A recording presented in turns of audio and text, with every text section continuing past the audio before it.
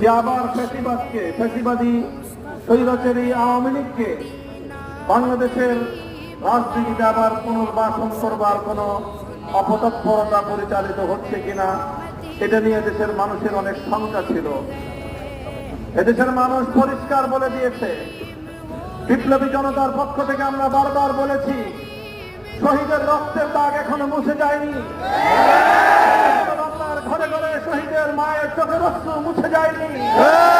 হাজার হাজার শহীদের রক্ত মারিয়ে, হাজার হাজার শহীদের মায়ের রক্তের, শহীদের মায়ের অশ্রু পেছনে ফেলে বাংলাদেশে স্বৈরাচারী শেখ হাসিনা এবং তার লেফটেন্যান্টদের আবার রাজনীতি করবার খায়েশ কোনদিন পূরণ হতে পারে না।